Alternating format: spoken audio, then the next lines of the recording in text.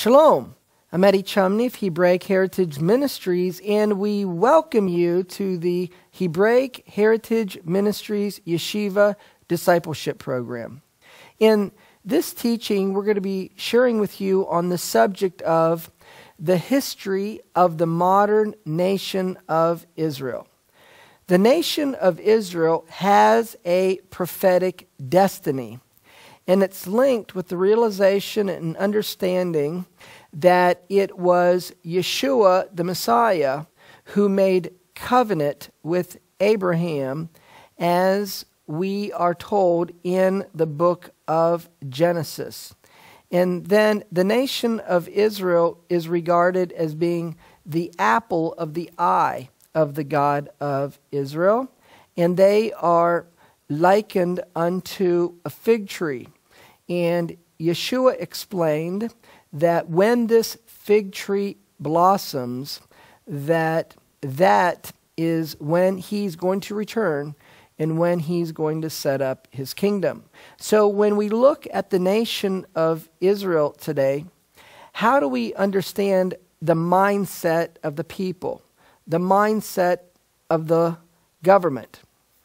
And how do we understand all the dynamics that are going on within the country? Well, in order to do so, we need to understand the history of the nations, because ultimately there is an encounter that the nation of Israel has with the nations of the world, wherein it is prophesied that they will want to divide the land of Israel in the city of Jerusalem. This brings about the judgment of the nations, and while the nations are being judged, the God of Israel is going to intervene and deliver and save his people.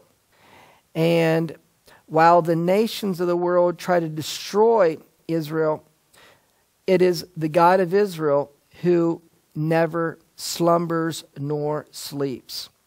And so, through these things, the Messiah will be revealed to his people, and he, in his coming, will come to gather and unite the 12 tribes of Israel, bringing his people back to the land of Israel. So we are going to study the history of the modern nation of Israel as a background to understanding these things. So we begin by realizing that it was Yeshua who made covenant with Abraham. In Genesis, in chapter 12, verse 1 and verse 3, it is written, "Now the Lord had said to Abram, Get you out of your country and from your kindred and from your father's house unto a land that I will show you. And I will bless them that bless you, and curse him that curses you. And in you shall all the families of the earth be blessed." In Genesis chapter 17, verse 1, it is written, "When Abram was 90 years old and 9, the Lord appeared to Abram and said unto him, I am El Shaddai, I am Almighty God. Walk before me and be thou perfect." So the one that is making covenant with Abraham refers to himself as Almighty God, or in Hebrew, El Shaddai. And if we cross-reference Genesis chapter 17, verse 1, with Revelation chapter 1, verses 7 and 8, we can see that the one that appeared to Abram is Yeshua the Messiah. So in Revelation chapter 1, verses 7 and 8, it is written, "Behold, he comes with clouds, and every eye shall see him, and they also which pierced him. And all kindreds of the earth shall wail because of him, even so, amen. I am Alpha and Omega," or in Hebrew, it would be the Aleph and the Tav, the first and the last letters of the Hebrew alphabet. "The beginning and the ending, says Yahweh," says the Lord, which is, which was, and which is to come. And Yahweh in Hebrew means to eternally exist, to be. So the Alpha and the Omega is Yahweh, who is, and who is also the Almighty, or El Shaddai. In Galatians, in chapter 3, verse 16, when Paul explains that it was Yeshua who made covenant with Abraham, he's making a quote, or he's making a reference back to Genesis in chapter 17, verse 7, where it is written, "And I will establish my covenant between me and thee and your seed after you in their generations, for an everlasting covenant, to be a God unto you and to your seed after you." And in the Targums, it is rendered this way, that the covenant that was being made with Abraham was being made with the Word of God. And in John chapter 1, verses 1 through 3, we see that the Word of God is a term or a title for Yeshua. So it goes on to say, "And I will give unto you and to your seed after you the land where you are a stranger, all the land of Canaan, for an everlasting possession, and I will be your God." So Paul is referring to Genesis chapter 17, verse 7, in Galatians chapter 3, verse 16, where he says, "Now to Abraham and his seed were the promises made." He says not seeds as of many, but as of one. "Into your seed, which is Messiah." Then it says in Galatians chapter 3, verse 29, that if you are Messiahs, if you believe that Yeshua is the Messiah, then are you Abraham's seed, and you are an heir according to the promise. So how are believers in Yeshua an heir of what was promised to Abraham by believing in Yeshua as the Messiah? Well, it's because whenever you accept Yeshua as your Savior and Lord, you enter into covenant relationship with Him. And that covenant relationship is a marriage covenant. And so whenever you accept Yeshua as Savior and Lord, you're in covenant with Him. And so then you are also in covenant with everyone that He's in covenant with. And He made covenant with Abraham. Therefore, in Messiah, you are Abraham's seed, and you are an heir according to the promise.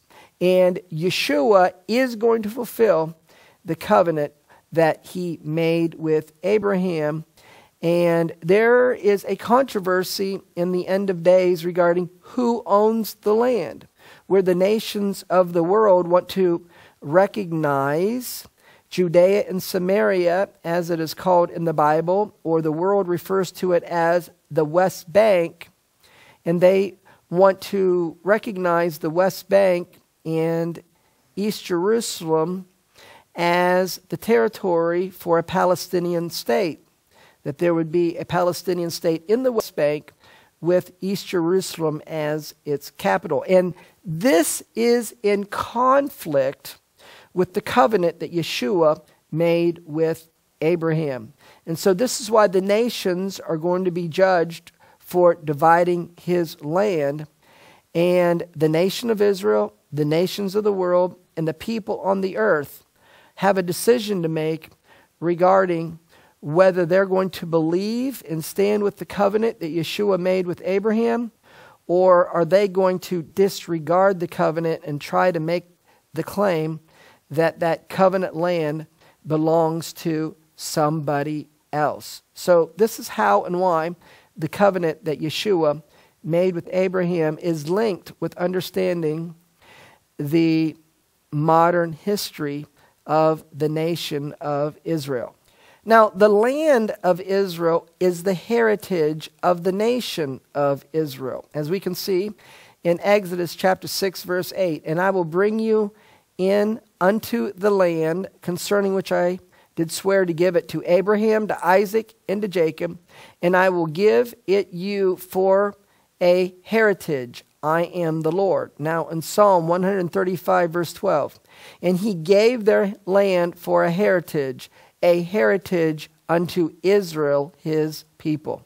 Israel is the apple of the eye of the God of Israel. Deuteronomy chapter 32, verses 9 and 10, it is written, "For the Lord's portion is his people. Jacob is the lot of his inheritance. He found him in a desert land, and in a waste howling wilderness. He led him about, he instructed him, he kept him as the apple of his eye." Zechariah chapter 2, verse 8. "For thus says the Lord of hosts, after the glory has he sent me unto the nations which spoiled you. For he that touches you touches the apple of his eye." Israel is likened unto a fig tree. Hosea chapter 9, verse 10.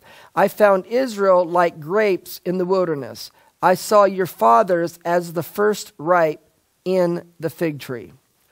When the disciples come to Yeshua, and they are on the Mount of Olives, in Matthew chapter 24, verse 3, they ask of him a question. And as he sat upon the Mount of Olives, the disciples came unto him privately, saying, "Tell us, when shall these things be? And what shall be the sign of your coming and of the end of the world," or the end of the age?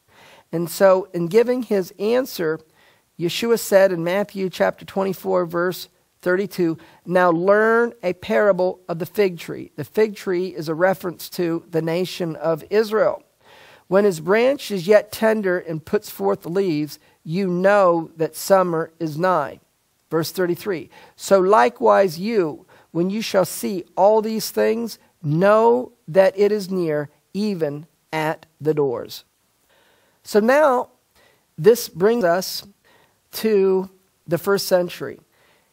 If we are going to understand the modern history of the nation of Israel, we need to understand certain things regarding the first century, because the events that happened in the first century, they influenced the founding of the nation of Israel and its leaders in modern times. Specifically, the modern nation of Israel was built by secular Jews, because religious Jews were not interested in making an attempt to found a modern state of Israel, because they believed that this could only be done by the Messiah.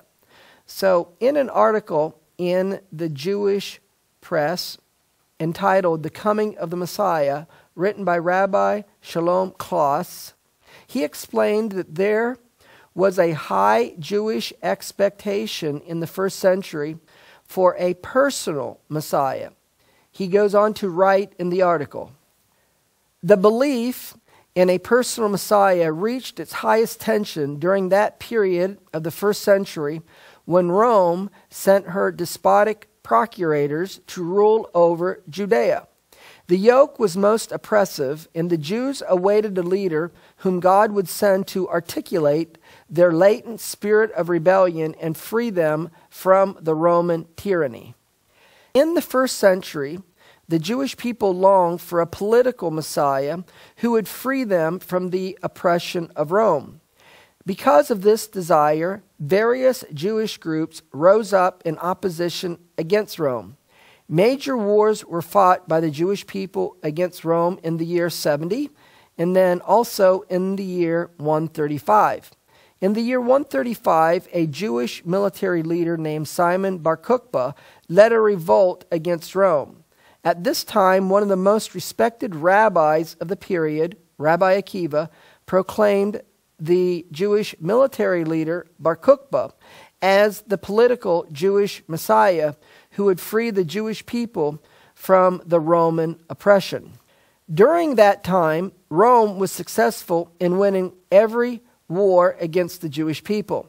As a result, Rome began to sell the Jewish people into slavery and initiated the exile of the Jewish people into all nations of the world. In the book by Moses Nachmanides, known as the Ramban, the book is entitled The Book of Redemption.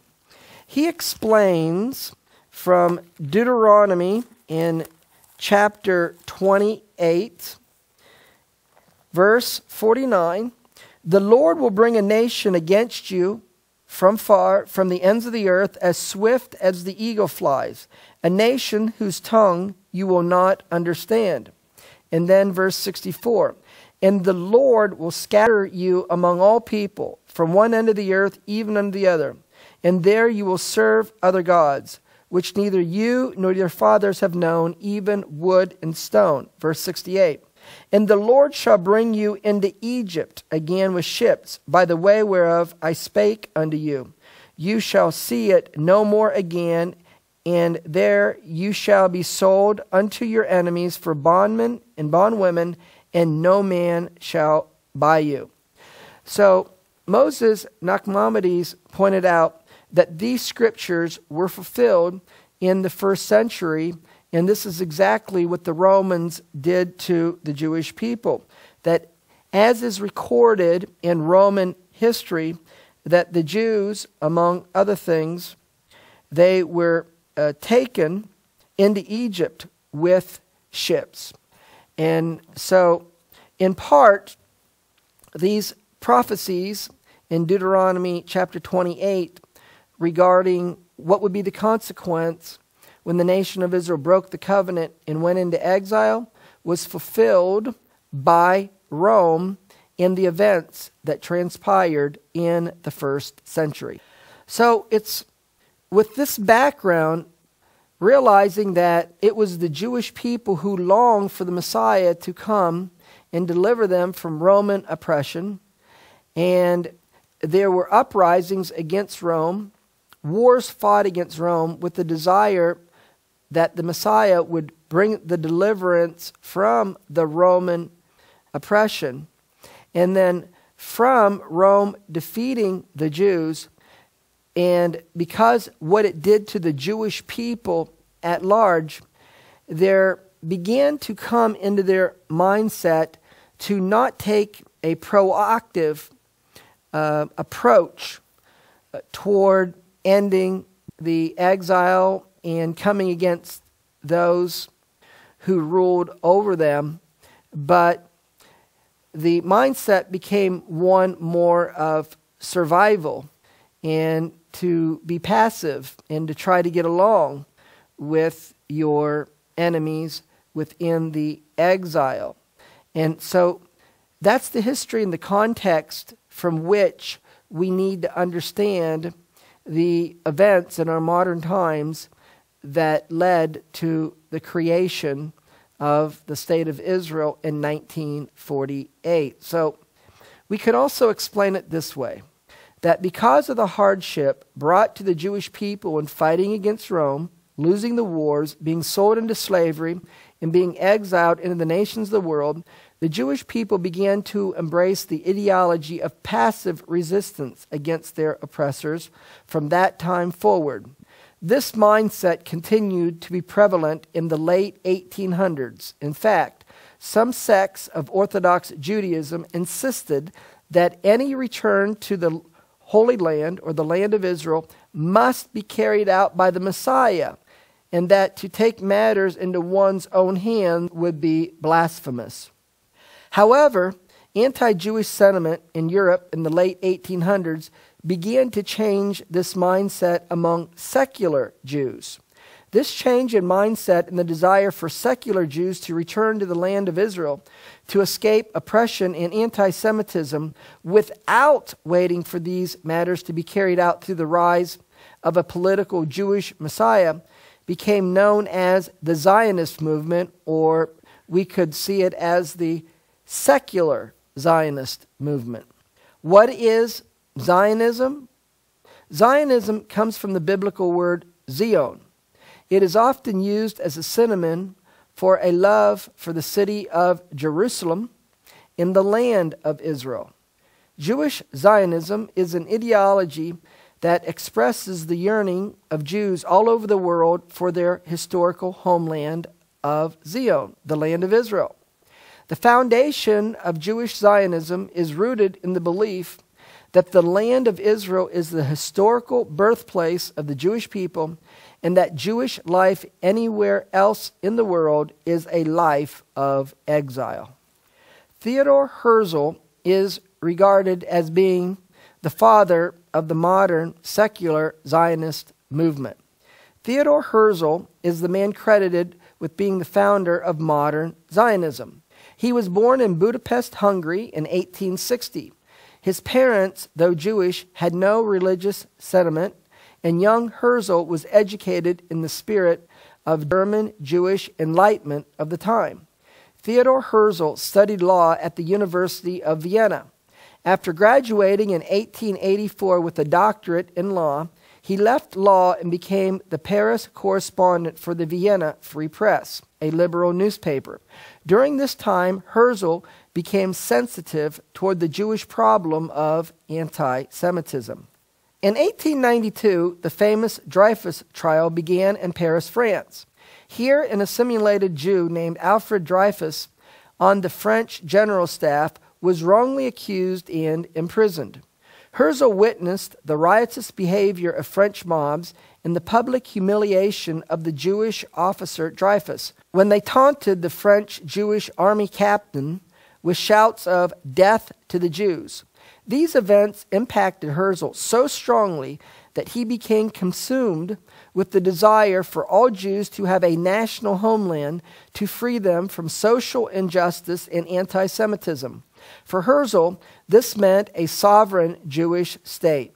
For the first time in his life, Herzl began attending Jewish religious services.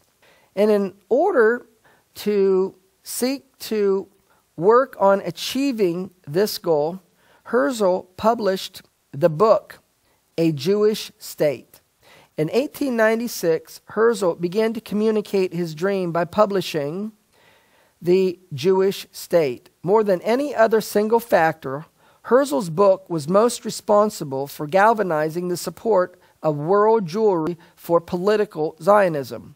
His solution called for individual Jews to immigrate to Palestine, buy land from the Turks, cultivate it into productivity, and build a Jewish majority in the land, and thus reestablish the Jewish homeland. In 1897, Theodor Herzl called the first Zionist Congress at Basel, Switzerland. It opened on August 29, 1897, and was attended by some 204 participants from 17 countries. At this time, the World Zionist Organization was established, and Herzl became its first president. Here he officially launched the Zionist movement with a specific statement of purpose. The object of Zionism is to establish for the Jewish people a publicly and legally assured home in Palestine.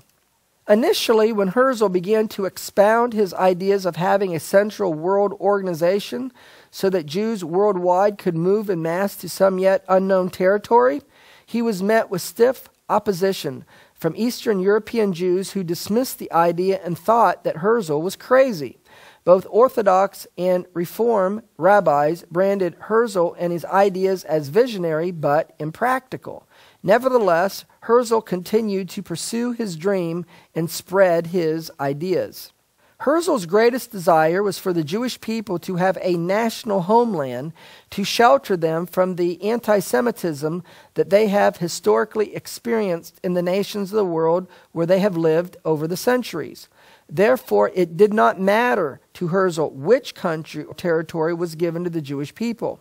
Herzl's energies seemed boundless as he assumed the role of roving ambassador for the Jews in the highest places of government. No confrontation fazed him. He fearlessly challenged opulent financiers, held audiences with the Kaiser, the Turkish Sultan, the King of Italy, and the Pope. And he approached leading officials of Russia and Great Britain. With his unique, polished demeanor, he became a diplomat par excellence for the Zionist cause. Herzl worked hard to find a territory for the Jews. At first, Sinai and Cyprus were two territories under consideration. In 1903, the British offered Herzl the area called Uganda. Because pogroms and oppression in Russia was increasing for the Jews during this period, Herzl felt that a homeland in Uganda was a credible proposal. Therefore, Herzl submitted the Uganda Plan to the Sixth Zionist Congress. However, this proposal met strong opposition and was rejected. The Eastern European Jews regarded it as a betrayal of the dream of settling in the land of Israel. So strong and hostile was the opposition to the Uganda Plan that Herzl wrote a written commitment to abandon it. In 1904, Herzl died of a heart attack at the age of 44. For his efforts, Theodor Herzl became a living legend and became known as the father of modern Zionism. From here, Chaim Weizmann picked up the baton. He became, during the time of World War I, the new leader of the Zionist movement. After Herzl's death, the new leader of Zionism became Chaim Weizmann. Born in Russia in 1874, Weizmann attended college at German and Swiss universities. In 1904, he began teaching at Manchester, England. Unlike Herzl, Weizmann believed that a homeland in the ancient land of Israel was the only practical solution for the Jewish people. His reasons were not religious, but were derived from his perceived political realities. Just as Herzl's journalism caused him to be in the right place at the divinely appointed time, Weizmann's chemistry talents caused the same thing to happen to him. Because of World War I, Britain had a need that Weizmann was able to meet. When the Allies' supply of acetone to produce munitions began to run out, which was previously imported from Germany, the British staff called on Weizmann to find some substitute. Following a 2-year project, his team developed a superior synthetic that made a considerable contribution to the Allied war effort. Weizmann's contacts with the Manchester Society and his supervision of mass production of synthetic acetone for the Allies' war effort gave him visibility and opened doors for him to make contact with high-ranking British government officials. These contacts included Prime Minister Lloyd George, First Lord of the Admiralty Winston Churchill, and Foreign Secretary Arthur Balfour. Weizmann made personal appeals to these individuals to help him find a homeland in the ancient land of Israel for the Jewish people to further the cause of Zionism. The major result of Weizmann's diplomacy was the Balfour Declaration. It granted the Jewish people an international right to a homeland in Palestine with the help of Great Britain. The substance of the declaration was given in a letter to Lord Rothschild by the British Foreign Secretary Arthur Balfour on November 2nd, 1917. And the Balfour Declaration stated the following: Dear Lord Rothschild, I have much pleasure in conveying to you, on behalf of His Majesty's government, the following declaration of sympathy with Jewish Zionist aspirations, which has been submitted to and approved by the Cabinet. His Majesty's government views with favor the establishment in Palestine of a national home for the Jewish people, and will use their best endeavor to facilitate the achievement of this object, it being clearly understood that nothing shall be done which can prejudice the civil and religious rights of existing non-Jewish communities in Palestine, or the rights and political status enjoyed by Jews in any other country. I should be grateful if you would bring this declaration to the knowledge of the Zionist Federation. Next, we're going to look at the significance of World War I and the fall of the Ottoman Empire. One of the significant events that contributed to the possibility of the Jewish people returning to their ancient homeland was the defeat of the Ottoman Empire in World War I. Because of this, control of the Middle East came under the rule of Great Britain. During World War I, Turkey was on the side of Germany. The British, through the leadership of Sir Edward Allenby, defeated the Turks and ended 400 years of Turkish rule over Palestine and 600 years of Muslim domination in the area. The Palestine Armistice was signed on October the 31st, 1918. This was 11 days before World War I armistice was signed. This coincidence prompted Lord Balfour later to declare that the founding of the Jewish national home was the most significant outcome of the First World War. Next, we're going to look at the relationship between World War I and Zionism. Oscar Janowski has summarized this relationship between Zionism and World War I as follows. The First World War proved decisive in the history of Zionism. On November 2, 1917, the British government issued the Balfour Declaration, pledging to facilitate the establishment in Palestine of a national home for the Jewish people. Soon thereafter, the British conquered the country, and when the war was over, Palestine was administered as a mandate under the League of Nations with the United Kingdom as mandatory or trustee. The Balfour Pledge was incorporated in the terms of the mandate, which recognized the historical connection of the Jewish people with Palestine and the right to reconstitute their national home in that country. Britain was to encourage the immigration and close settlement of the Jews on the land. Hebrew, as well as English and Arabic, was to be an official language, and a Jewish agency was to assist and cooperate with the British in the building of the Jewish national home. The British mandate was given international approval by the Council of the League of Nations on June the 28th, 1919. So in the map that you see here, the area in green was the area that was originally appropriated for the British Mandate of Palestine. However, before its final sanction on September the 29th, 1922, the homeland projected for the Jews had been reduced to exclude Transjordan when Great Britain created the state of Transjordan under the kingship of Abdullah ibn Hussein. So therefore, in order to satisfy Arab objection, this is our first instance of land being given for peace. Next, we need to look at the events that were transpiring in the land itself. And in doing this, we need to look at the contributions of David Ben-Gurion. While Weizmann furthered the cause of Zion through his diplomatic contacts in the West, David Ben-Gurion became pioneer for Zionism among the people in the land of Palestine. David Ben-Gurion was born in Poland in 1886. He migrated to the land of Israel in 1906. In the land, he became the most active Zionist during this time. He became involved in the creation of the first agricultural workers' commune, which evolved into the kivutza and finally the kibbutz. He also helped establish the Jewish Self-Defense Group, or the HaShomer.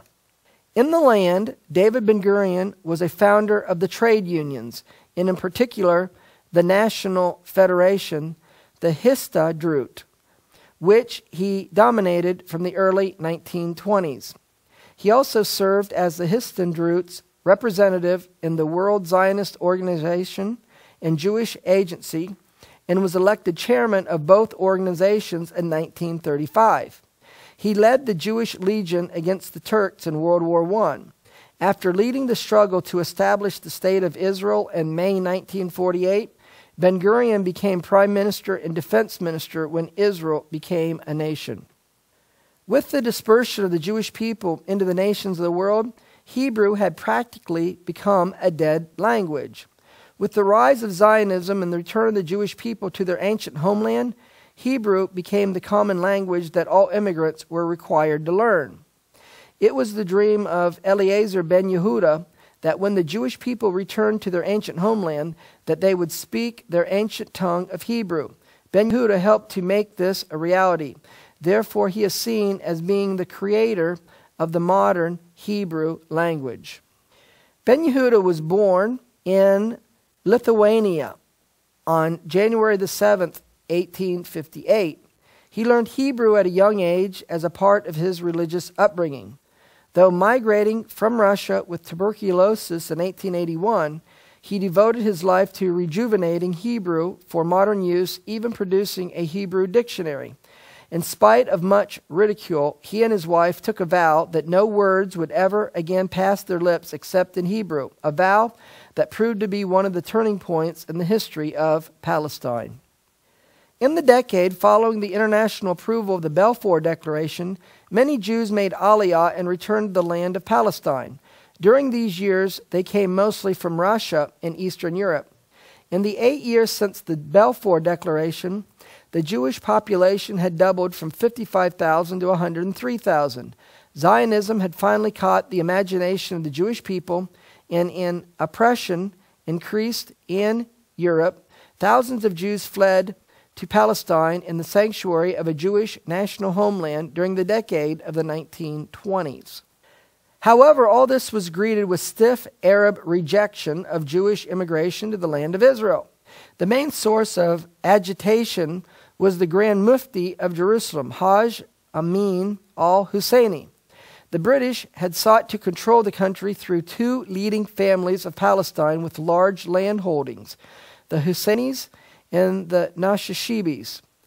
Hajj Amin Husseini was appointed president of the Supreme Muslim Council in 1922, giving him immense political, economic, and religious clout. During World War II, he defected to the Nazis, moving to Rome and Berlin. In the 20s and 30s, he missed no opportunity to stir antagonism and wage war against the Jewish families settling in Palestine. Despite Arab opposition, a flood of 150,000 Jewish immigrants entered Palestine from 1931 to 1935. While the Jewish community was trying to persuade the British to allow increased Jewish immigration, the Arabs were threatening to cut off access to Middle Eastern oil supplies if immigration was increased. However, when European Jews needed the refuge of immigration the most, it was cut off from them. The ominous year was 1939. On May the 17th, 1939, the British government of Prime Minister Neville Chamberlain issued a paper known as the MacDonald White Paper, after Malcolm MacDonald, the colonial secretary, which cut the immigration of Jews to Palestine to almost nothing. The 1939 White Paper specified three guidelines for Palestine. Number one, Jewish immigration would be slowed, then halted. Number two, Jews would only be allowed to buy land in areas where they were already the majority population. Number three, Britain would support an independent Palestinian state controlled by the Arabs after the war. This appeasement by the British brought about the judgment of the God of Israel. Winston Churchill called it a gross breach of faith. It was the virtual surrender to the demands of Arab terrorists.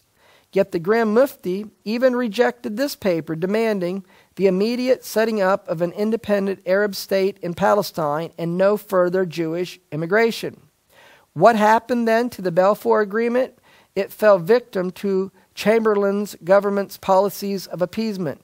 Just as Czechoslovakia was offered to appease the Führer in Europe, so the Balfour Guarantee was sacrificed to appease the Mufti in Palestine. This restrictive British policy appears to have received an immediate judgment from heaven. 4 months after issuing this white paper, which was May 1939, Britain was reluctantly drawn into World War II, which was September the 1st, 1939.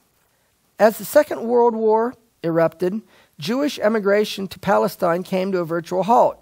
Visas from Europe were cut off by Adolf Hitler, and entrance into Palestine was shut off by the British. Adolf Hitler had a demonic desire to destroy and eliminate the Jewish people from existence.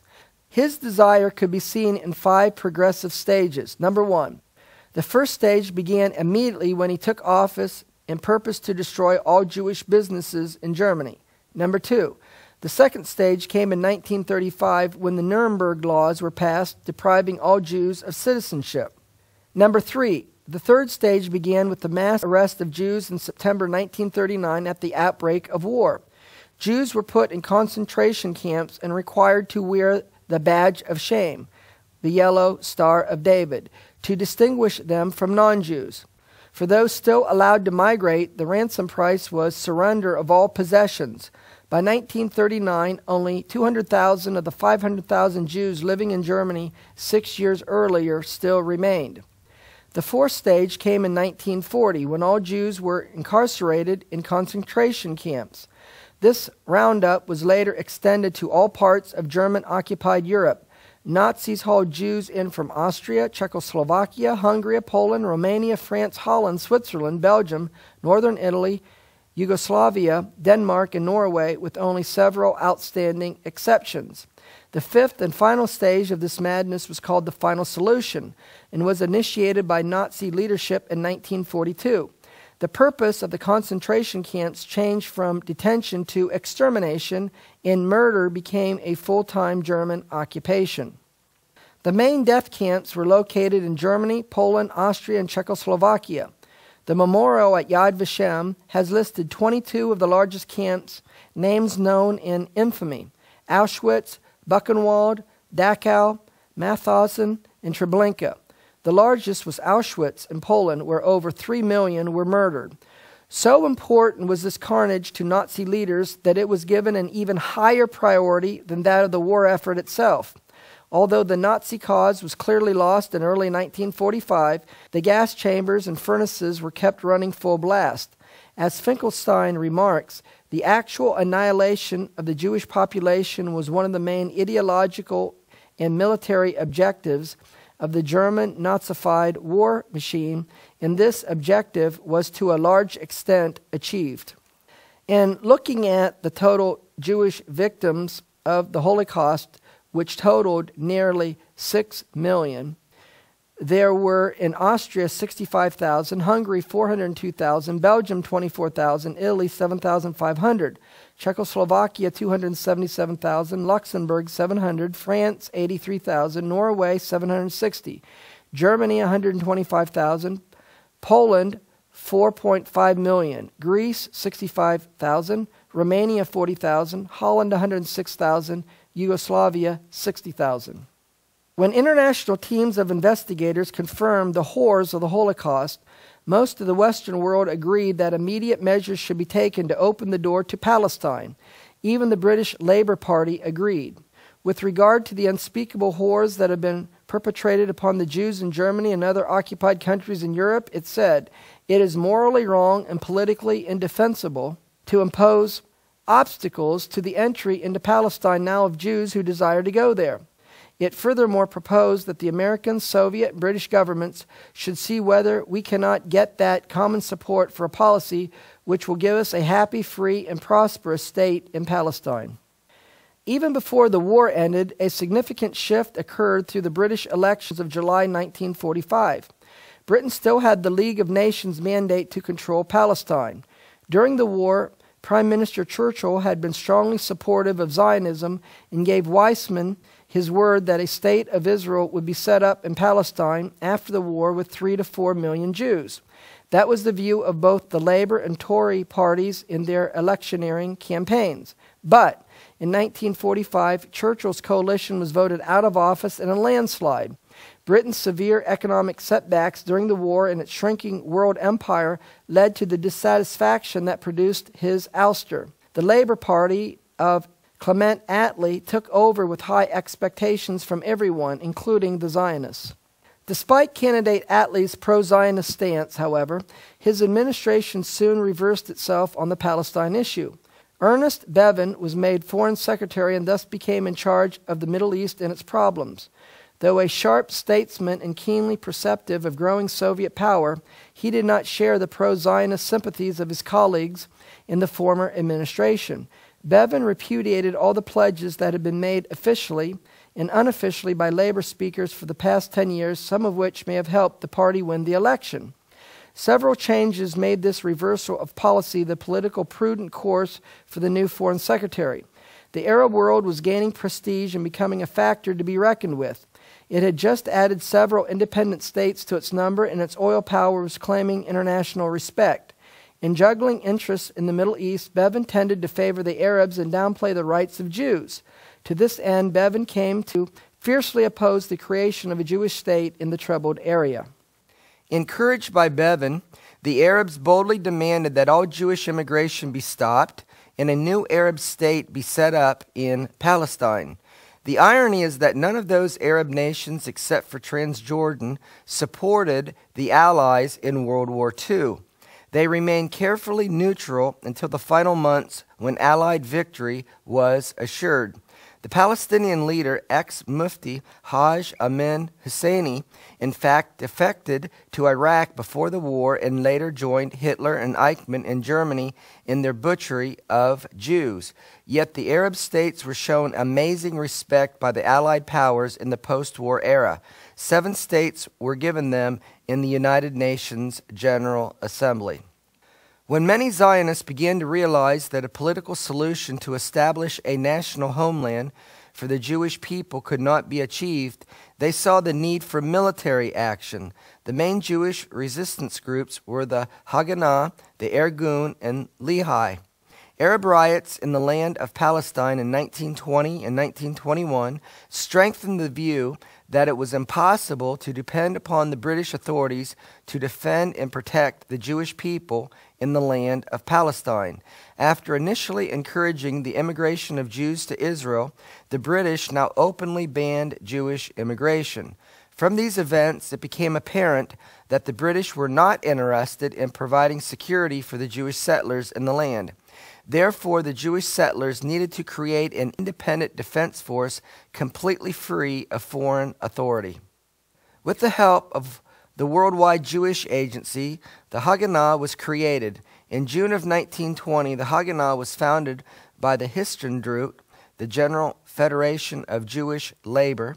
At the time, it was considered illegal by the British mandatory authorities. The Haganah became the underground defense organization of the settlers from 1920 to the establishment of the State of Israel in 1948. As Arab hostilities increased, the members of the Haganah split over the question of how to react to Arab terrorism.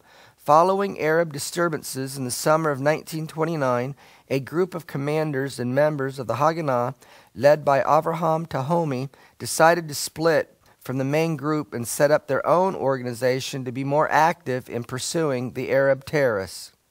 This new organization was named Irgun Zava Laumi, or the National Military Organization, also known by the name of Etzel. It was founded in 1931 and became an underground organization that operated in Palestine in the 1930s and 1940s. Irgun rejected the restraint policy of the Haganah. They carried out armed reprisals against Arabs and preferred to use political powers to forward the goal of reclaiming the land. While the armed reprisals against the Arabs provided relief for the Jewish settlers, it was condemned by the Jewish Agency and brought political embarrassment to them. While the Jewish Agency tried to provide an image of the Jew being a good, moral person who was being terrorized by the Arabs in order to win support from the non-Jewish world, the Irgun gave its full support to the settlers. On December the 5th, 1936, Avraham Tahomi signed an accord with Zeev Jabotinsky, the leader of the revisionist movement, making Jabotinsky commander of Irgun. In April of 1937, during the Arab riots, the Irgun split. About half of its members returned to the Haganah. The rest formed a new Irgun, which was ideologically linked with the revisionist movement and accepted the authority of its leader, Vladimir Jabotinsky. Jabotinsky was born October the 18th, 1880, in the city of Odessa, Russia. The pogrom against the Jews of Kishinev in 1903 spurred Jabotinsky to undertake Zionist activity.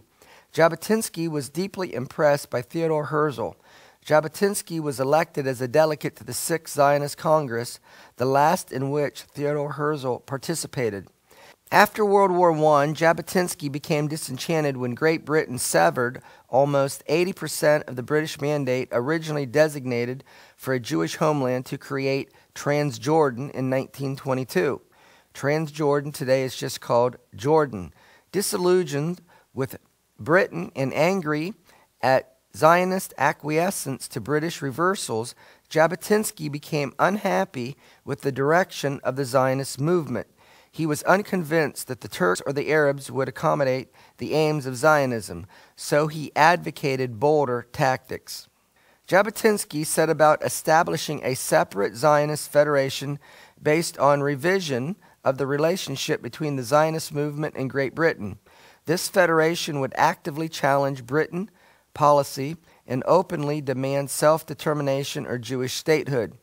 The goals of the revisionist movement included restoration of a Jewish brigade to protect the Jewish community and mass immigration to Palestine of up to 40,000 Jews a year. With the outbreak of World War II, Irgun declared a truce, which led to a second split. Some forces decided to fight with the British against the Nazi Axis powers. This group declared a truce and joined the British Army in the Jewish Brigade. The second group, led by Avraham Stern, was known as the Stern Gang or Lehi. They operated as an underground organization from 1940 to 1948. In December of 1943, Menachem Begin became leader of the Irgun. Begin was a Polish Jew who had escaped a Siberian labor camp in 1943 and made his way to Palestine to join the Irgun. In February 1944, Irgun declared war against the British administration.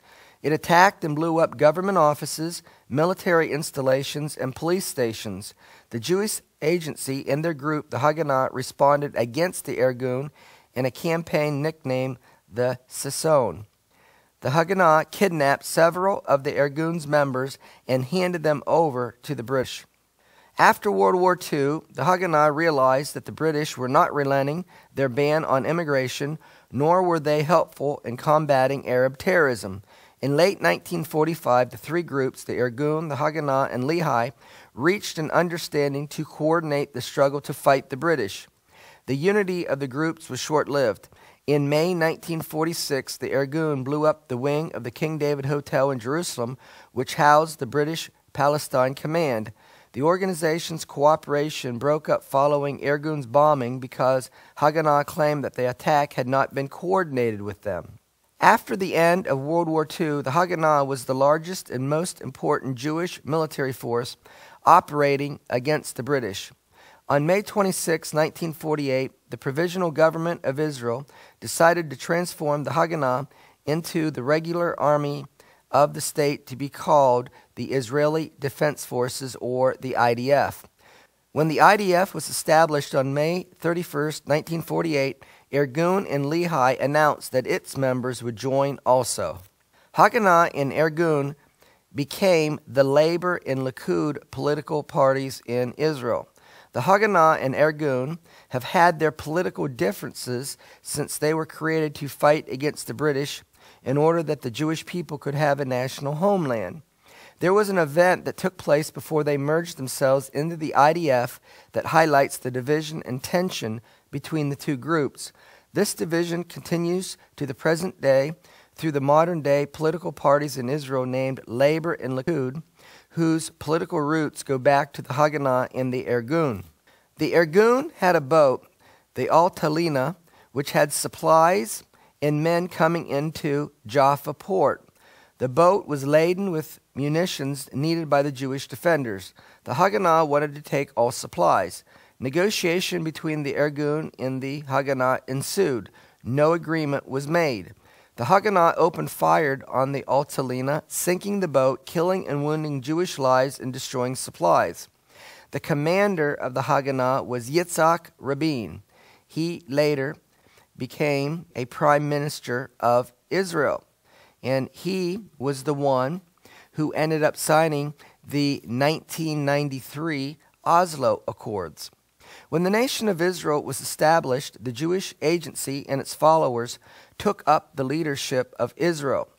Today, their political party is known as Labor. The opposition party, led by the soldiers in the Irgun, became the opposition party to the Haganah and is known today as the Likud. Still today, these two groups are politically fighting it out between themselves, just as they did in the time of the birth of the State of Israel. When the Irgun blew up the King David Hotel in Jerusalem, where the British government kept their office on July the 22nd, 1946, 28 British were killed. By the beginning of 1947, the British had decided they wanted nothing more than to wash their hands of the original British mandate. Thus, it was becoming more and more evident that British anti-Zionist policy was not working and that a new approach was needed. The Attlee-Bevan government came to see how impossible it was to carry out the British mandate with conflicting policies toward the Jews and the Arabs. Acknowledging a deadlock on the issue, the British cabinet on April 2, 1947, announced it was referring the Palestine problem to the United Nations General Assembly. This body set up an 11-nation investigative board to devise a plan of action. After several months of review, they recommended endorsing the principle of independence for both the Jews and the Arabs. However, they were divided regarding who should control what area. The majority voted for partitioning Palestine, advocating 3 divisions: an Arab state, a Jewish state, and an international zone in the Jerusalem area. So even though we've been giving you a lot of detail here regarding the history of the modern nation of Israel, going back to the political developments beginning with Theodore Herzl, and then the events associated with World War I, World War II, and how the Arab opposition against the British policy of seeking to promote a Jewish state and to allow Jews to immigrate with Israel set up an environment which caused there to be the number of Jews that were able to emigrate from Europe to Palestine, or the land of Israel. That contributed to allowing Hitler to kill as many Jews as he did in Europe in what is known as the Holocaust. And then I wanted to share with you these details so that you can see that the British were in the middle of a conflict between the Jews who wanted to return to the land and the Arabs who resisted it, and the British did not have a consistent policy. And so that's the background to understand why and how the British eventually decided that they wanted to turn over the whole problem to the United Nations. And so ultimately, from the committee that was formed in the United Nations, on November the 29th, 1947, the United Nations General Assembly voted on the plan and their solution for the Middle East problem. And so that's when they voted to make an Arab state, a Jewish state, and then make Jerusalem an international city. So following the Arabs then not recognizing and accepting the Jewish state when it declared its independence on May the 14th, 1948, the Arabs launched a war against the Jews, against the independence that was declared to be the state of Israel. And then there were succeeding wars in 1956, and then you have the Six-Day War of 1967, and then the Yom Kippur War of 1973. And so all of these wars was because the Arabs did not want to accept the Jewish state and the presence of Jews in the region because they rejected the solution that was being brought to them and to the region that came about from the United Nations General Assembly voted to create an Arab state, a Jewish state, and to make Jerusalem an international city.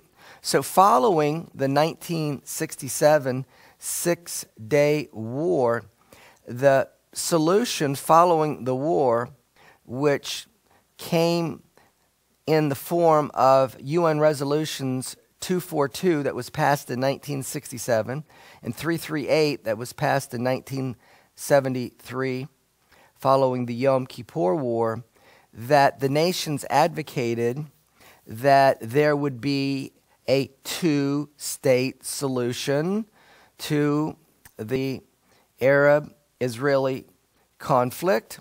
And this two-state solution has its roots back to this 1947 United Nations General Assembly vote and their recommendation for the solution to the problem of the conflict between the Jews and the Arabs. And in a recommendation by the United Nations General Assembly, they advocated making Jerusalem an international city. And so the United States has not recognized Jerusalem being the capital of Israel following the 1967 Six-Day War, because in 1980, Israel annexed Jerusalem, and Israel has regarded it as the united capital of Israel.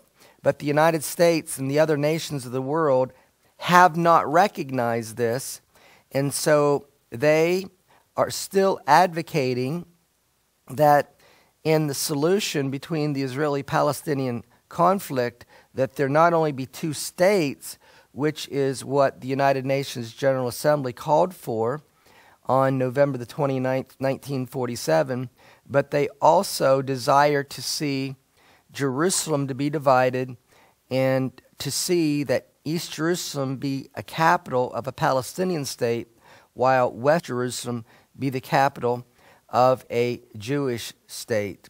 And so by understanding the history of Israel from Theodore Herzl to World War I, World War II, and then into this generation with the events of Israel's War of Independence in 48, and then the war where the Arabs attacked Israel in 56, 67, 73, that will give you an understanding of why the nations are recommending the solution to the conflict that they are now, why they're advocating a two-state solution, why they want to see Jerusalem being an international city, because it goes back to the original plan and solution that the United Nations General Assembly came up with on November the 29th,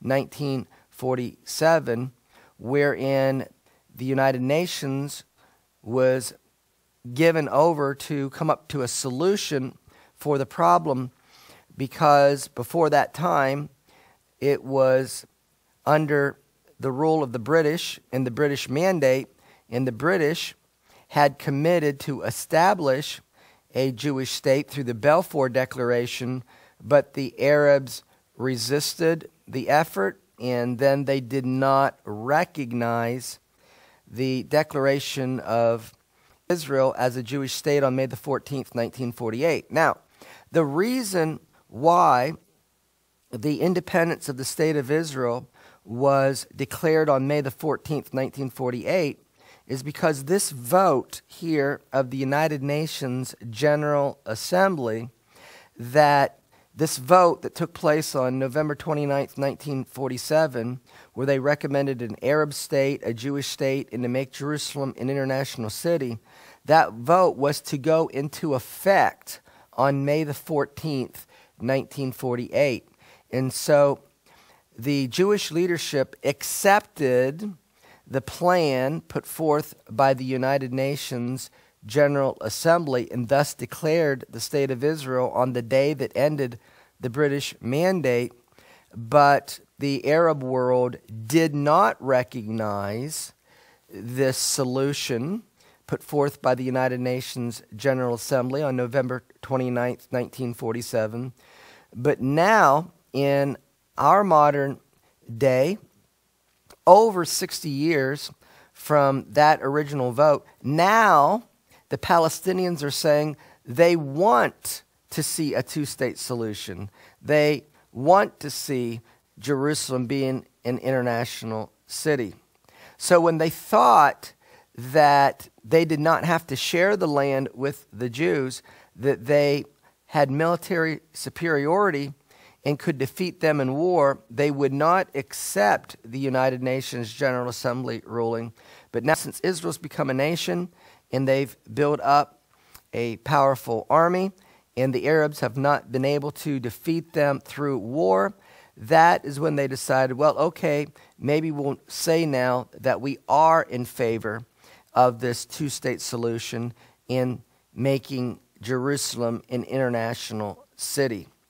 So even though so far I've been sharing with you a lot of details regarding the history of the modern state of Israel, beginning with the Jewish mindset and the movement that was started by Theodore Herzl to create a state of Israel, it's very necessary to understand this history in order to understand the mindset of Israel today and to understand the politics that are going on in our world. So with that in mind, let's continue to see what happened here historically when the British then gave the question of what to do with the Middle East over to the United Nations, ending the British Mandate. The General Assembly of the United Nations voted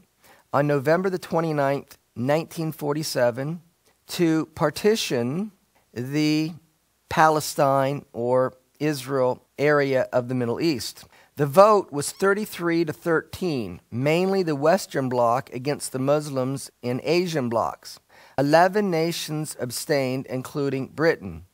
It was to be implemented at the termination of the British Mandate on May the 14th, 1948. This partition plan vote became UN Resolution 181.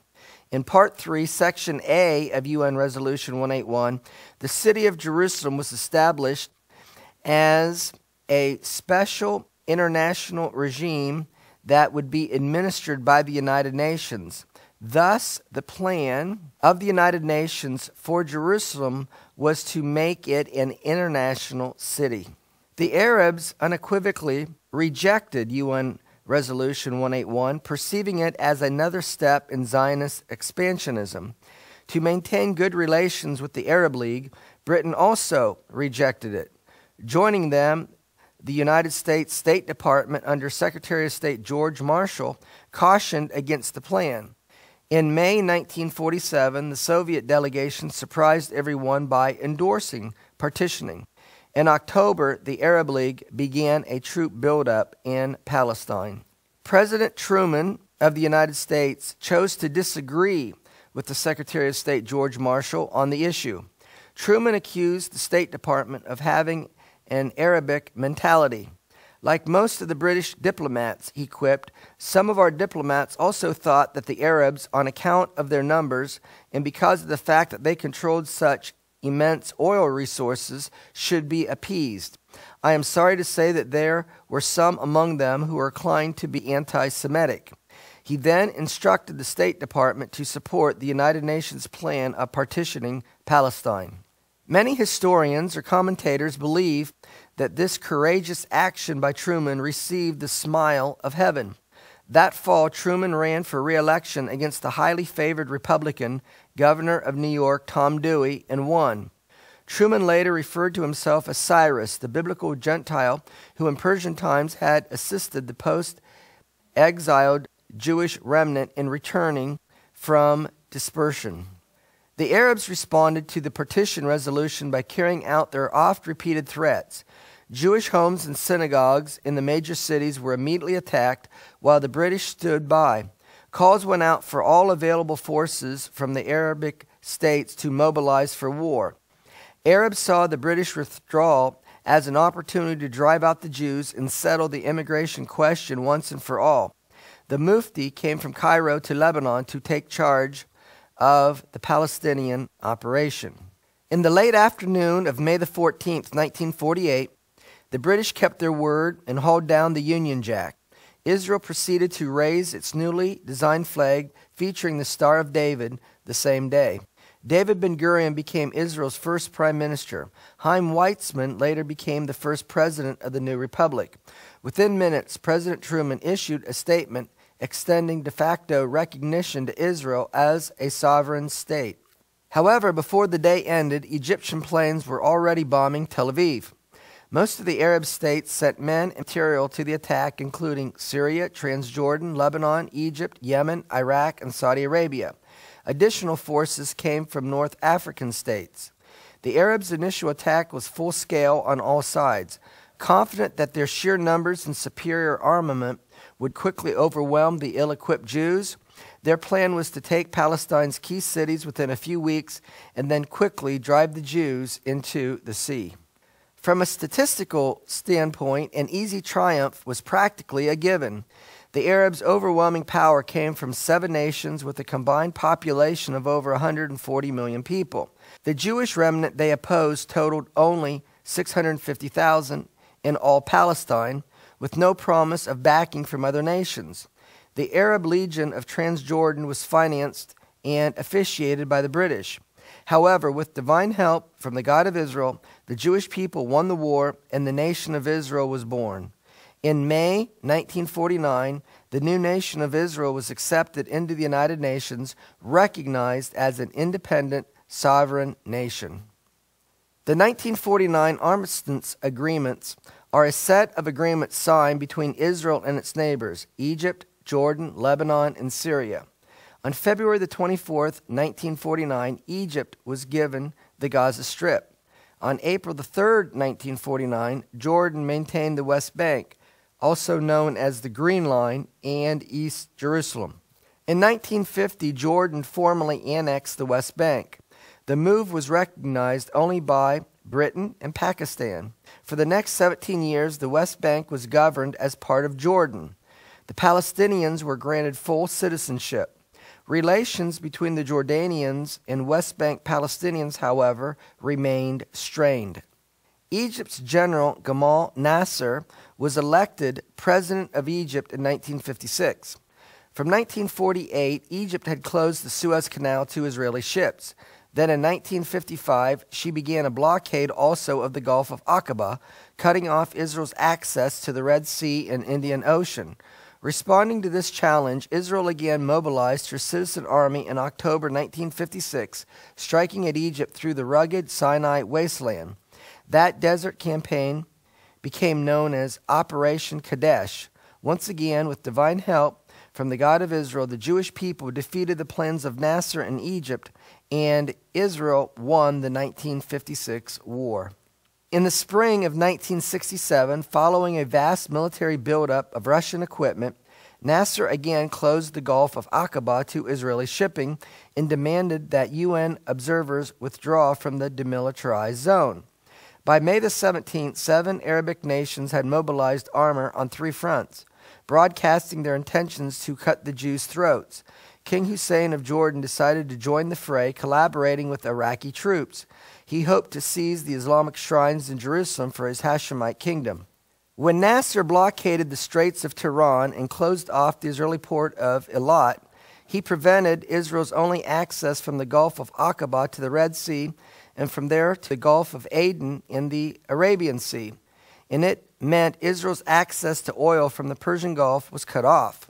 The blockade, considered an act of war by Israel, was provocation of the first order. Israel had already notified the UN Security Council that it would soon have to act in its own self-defense. But the UN failed to enforce the conditions of the truce that had existed since 1956. Israeli generals Yitzhak Rabin and Moshe Dayan foresaw that surprise was their only hope. The preemptive strike was decisive. In 170 minutes, Israel's pilots had smashed Egypt's best-equipped air bases and had turned 300 of Nasser's combat planes into flaming wrecks. The Egyptian Air Force, the largest in the Middle East, was in ruins. The same scenario was replayed in Syria, Jordan, and Iraq. By nightfall of June the 6th, Israel had destroyed 416 planes and 393 on the ground. In 2 days, the Egyptian army in the Sinai was virtually wiped out, leaving Israel to occupy the Gaza Strip. To the north, after a desperate and costly tank battle, the Syrians were routed and the strategic Golan Heights was taken. Thus ended the long nightmare of Syrian bombardment of Galilean villages. Israel was now more secure on her northern border. In the battle with Jordan, Israel gained control of the West Bank, and the old city of Jerusalem fell into Israeli hands. By gaining control of the West Bank, the cities of Bethlehem, Hebron, Jericho, and Shechem, as well as Jerusalem, came into Israel's hands. For the first time in 1900 years, the Jews had control of the old city of Jerusalem. These territories proved to be an ideal bone of contention for the Arabs, leading to further conflicts that would dwarf even the monumental battles of Israel's first 20 years of nationhood. From the 1967 war, then we have the 1973 Yom Kippur War. On October the 6th, 1973, on Yom Kippur, the Arabs attacked Israel once again. In the third and fourth days of the war, Israel began to win the war. First, Israel was able to defeat Syria in the north. By October the 18th, Israeli troops headed toward Damascus. In the battle with Egypt in the Suez, Israel gained the upper edge over Egypt. By October the 23rd, the Israeli army was at the Gulf of Suez. As a result, Egypt and Russia demanded that the UN Security Council require Israel to pull back to its pre-1967 borders.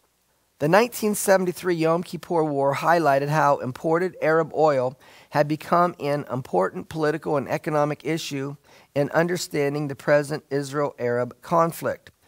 The world economy depends on imported Arab oil, and the Arab oil-producing countries decided to use oil as an economic and political weapon to influence world opinion against Israel. On October the 17th, 1973, Arab petroleum ministers met during the Yom Kippur War and decided to cut oil production and exports. It was under the facade of the war crisis that the Arabs seized the opportunity to launch a drastic escalation of oil prices. Libya announced on October the 18th that the cost of its oil would go up 28%, irrespective of the war and Israel's misdeeds. Iraq thereupon declared a 70% price rise. Kuwait matched this figure. Members of the European Common Market took immediate measures to placate Arab oil barons, making new demands on Israel to give up the occupied territories. Thus, an oil-thirsty world forced Israel into a diplomatic ghetto. Though the Arabs suffered a devastating loss in the Yom Kippur War, they discovered a powerful new weapon and found themselves in the driver's seat of the world economy. By a simple turn of oil valves, they could further the goals of Palestine. As a result of Israel winning her war of independence and her succeeding wars against her Arab neighbors, the Arabs living in Israel did not have a country of their own. They called themselves Palestinians. Following the 1973 Yom Kippur War, the Palestinians became an increasingly important political issue in the Israel-Arab conflict. Since the creation of the Arab states, the Palestinian people have been mistreated by Arab states and have had bad relations with many of them. During this time, Arab leaders have fought among themselves for the title of being the leader of the Arab world.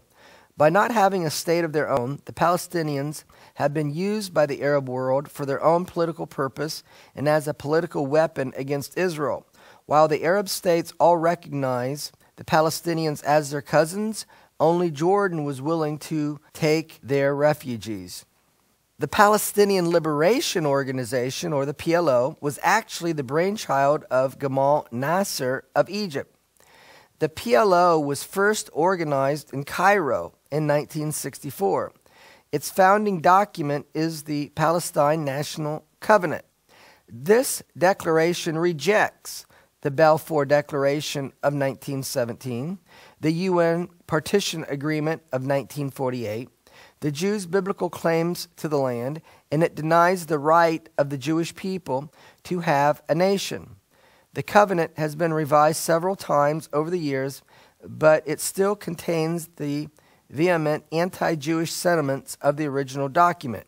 It insists that all the territory of the nation of Israel properly belongs to the Palestinian Arabs, and only those Jews living in Palestine prior to the Zionist invasion can be regarded as legitimate Palestinians and thus allowed to stay in the land.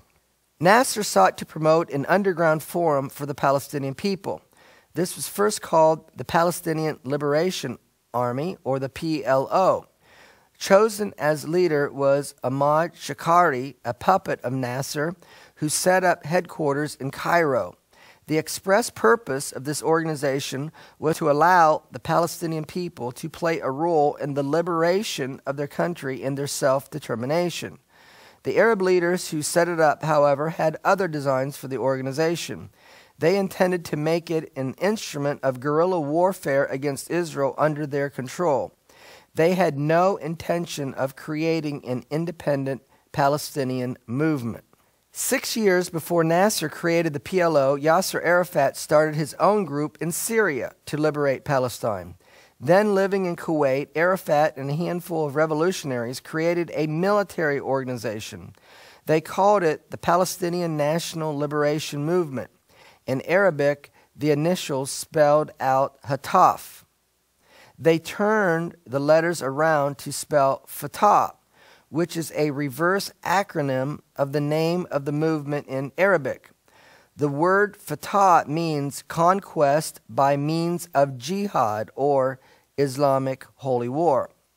So I wanted to share with you this historical information because it is the perspective among the peoples of the world in the image of the Israeli-Palestinian conflict that we get from our media, that somehow there was a Palestinian people who had a state of their own prior to June of 1967, and that somehow Israel were the aggressors, and now they're trying to take over their state. But the reality is that it was the Arab world who rejected the UN Partition Plan of 1947, did not accept the United Nations two-state solution, went to war with Israel in 1948, lost, and so Nasser of Egypt in 1956 tried to start another war against Israel to defeat them. And then there was a coalition of Arab states in 1967 who simultaneously waged war against Israel. And prior to the June 1967 war, the West Bank was under the control of Jordan. And following the 1967 war, the people who call themselves the Palestinians, or the Palestinian Liberation Organization, which was seen as being the spokesman for the Palestinian people, of which Yasser Arafat became its leader, then they presented the thought or the image that they were just trying to reclaim land that was originally theirs. But the historical facts is that the Palestinian Liberation Organization was created by Nasser in Egypt in 1964, 3 years before the June 1967 war, and its goal and intent was to liberate Palestine. In other words, to not acknowledge the Jewish state and ultimately try to defeat it and drive it into the sea. And so, even though the Palestinian Liberation Organization was created in 1964, that following the June 1967 war, they took upon the opportunity to try to make claim that the West Bank is a part of Palestinian territory, and Israel, or the Jewish people, were occupying their land.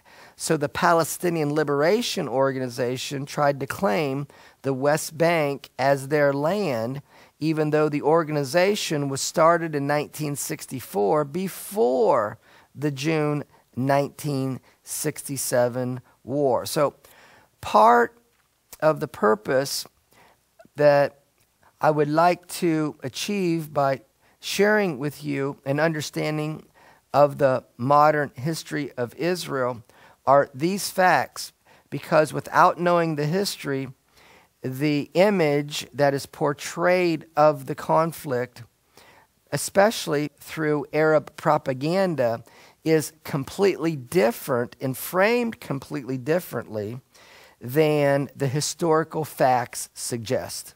Now we're going to give you some history regarding the PLO, Fatah, Yasser Arafat, and how he became, after starting a movement in Syria that became known as Fatah, to engage in guerrilla military tactics in the name of Islamic holy war against Israel, how he ultimately became the head and the leader of the PLO. From his earliest years, Arafat was engrossed in liberation tactics, devising terrorist activities against the Israelis, whom he saw as invaders. As he and his cronies began the Fatah, they saw themselves as the generation of revenge, seeking vengeance for the loss of Palestine. Originally, Fatah opposed the founding of the PLO. By 1969, Fatah had become the largest guerrilla group affiliated with the PLO. At that year's meeting of the PLO's executive body, the Palestinian National Council, Yasser Arafat won the complete control of the PLO. When Arafat took over the PLO, the organization reverted to cell groups developed by its Fatah members in Syria. First, it was basically a guerrilla organization that worked underground apart from the national armies or agencies. Its single purpose was to evict the Israelis from the land and to set up an independent Palestinian state, not one in tandem with Jordan or any other Arab state. Second, it intended to achieve its goals by armed conflict, using infiltration and terror to drive out the occupiers of the West Bank and the Gaza Strip. In December 1987, the Palestinian patience ran out, and long pent-up feelings were suddenly unleashed with stones and homemade bombs. This uprising was known as the Intifada. It quickly spread through the Gaza Strip and the West Bank. Most irritating to the Palestinians was the Israeli settlement of Jewish communities in the West Bank. Through the Intifada, the Palestinians have looked to the world media to dramatize their fight against Israel. By being successful at this, it has forced Israel to rethink its policies regarding the settlements in biblical Judea and Samaria, or the world refers to it as the West Bank. Following the 1967 war, two different schools of thought developed among the Arabs concerning their dilemma of what to do with Israel. With the increased territory Israel gained as a result of the war, it was believed impossible to defeat Israel by conventional means. The first school of thought held that since it was no longer possible to defeat Israel by conventional means, then there was no choice but to make formal peace with the Jewish nation. This view was held by Anwar Sadat of Egypt, who accepted Menachem Begin's invitation to help negotiate a settlement with Israel. The peace treaty, called the Camp David Accords, was drafted in late 1978, and it was signed in early 1979. The second school of thought held that since it was no longer possible to defeat Israel within her existing boundaries, then the course of action should be to first reduce Israel to the pre-1967 borders and then destroy her.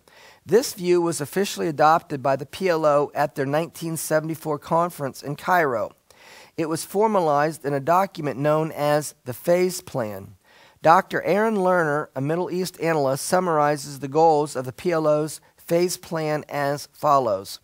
First, to establish a combatant national authority over every part of Palestinian territory that is liberated. This is Article 2. Second, to use that territory to continue the fight against Israel. That's Article 4. And finally, to start a pan-Arab war to complete the liberation of all the Palestinian territory. That's Article 8.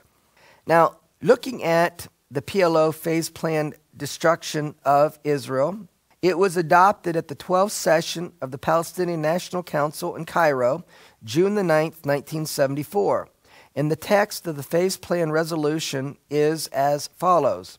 The Palestinian National Council, on the basis of the Palestinian National Charter and the political program drawn up at the 11th session, held from January the 6th to the 12th, 1973, and from its belief that it is impossible for a permanent and just peace to be established in the area unless our Palestinian people recover all their national rights, and first and foremost their rights to return and to self-determination on the whole of the soil of their homeland, and in the light of a study of the new political circumstances that have come into existence in the period between the Council's last and present session, it resolves the following.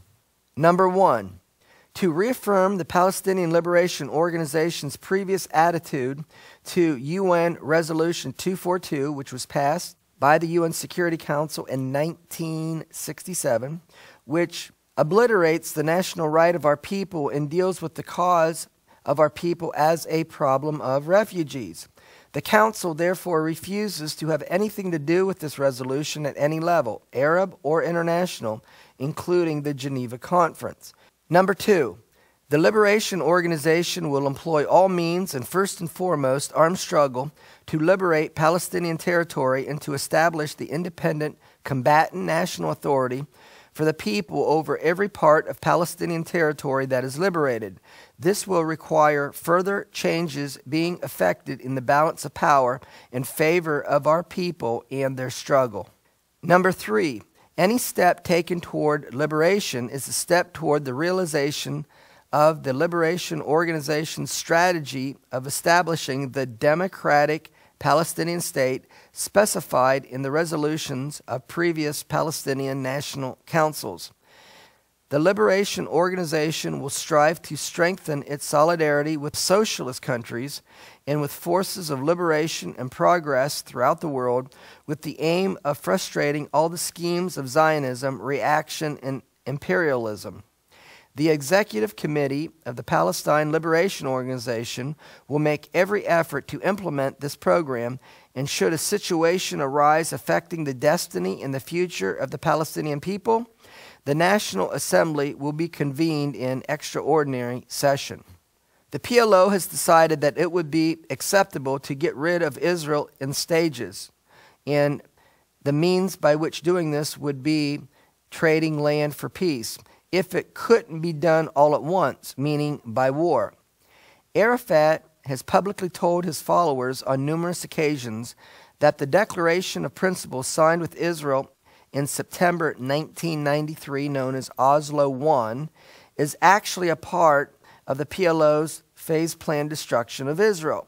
In November 1994, in a speech marking the celebration of Palestine National Day, Arafat said, "What has been a dream has become a reality."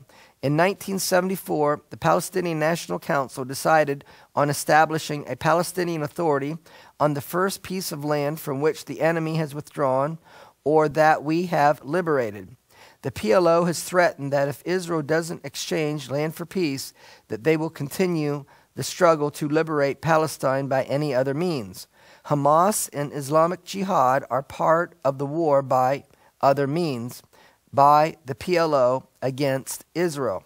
Because of the success of the Intifada, or the Arab uprising and protest against Israel having the West Bank areas as well as other lands that it obtained in self-defense in the June 1967 war, world public opinion is demanding that Israel compromise with the PLO and trade land for peace. Prior to the disengagement from the Gaza Strip in August of 2005, the chief rabbi of Haifa, Rabbi Shir Yeshuv Cohen, came to Jerusalem and pleaded with Israel's Prime Minister Ariel Sharon to reconsider his plan to retreat from Gush Katif, which is an area of the Jewish communities in the Gaza, which involves Israel's obliteration of the 21 Jewish communities there, including 325 thriving Israeli farms and 86 synagogues and Jewish study centers. Sharon's answer to Rabbi Cohen was this: "This is what the U.S. State Department is demanding that I do, and as a result, I must do it." Now, in Zephaniah chapter 1, verses 14 and 15, it describes the day of the Lord, as it is written, "The great day of the Lord is near. It is near and hastens greatly, even the voice of the day of the Lord. The mighty man shall cry there bitterly." That day, that is the day of the Lord, is the day of wrath, a day of trouble and distress, a day of wasteness and desolation, a day of darkness and gloominess, a day of clouds and thick darkness. And so, in speaking about the day of the Lord and the things associated with it, it speaks of the following. Zephaniah chapter 2, verse 4. "For Gaza shall be forsaken."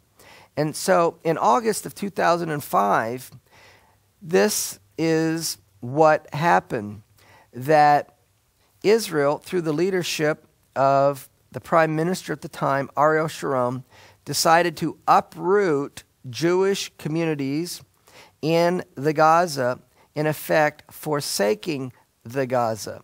So I believe this is a part of the fulfillment of this verse, but there's more to the verse than this, as the verse goes on to say, "For Gaza shall be forsaken, Ashkelon a desolation.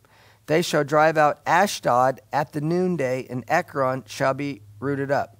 Now, Ashkelon, Ashdod, and Ekron are communities or cities along the Mediterranean coast, along with the Gaza area. So Zephaniah 2:4 is prophesying about destruction along the coastland of Israel along the Mediterranean Sea. So the world is advocating that in order to solve the Israeli-Palestinian conflict, that the way to do it is to trade land for peace.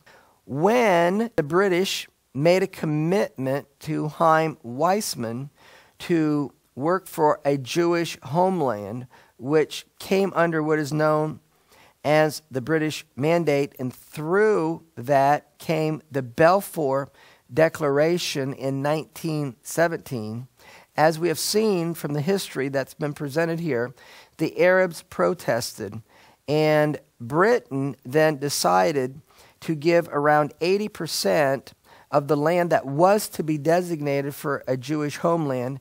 It was given to what was called then Transjordan, which means across the Jordan, or it was the land across the Jordan River, but now the trans has been dropped from the name, so it's just now called Jordan. So, in effect, land was given for peace.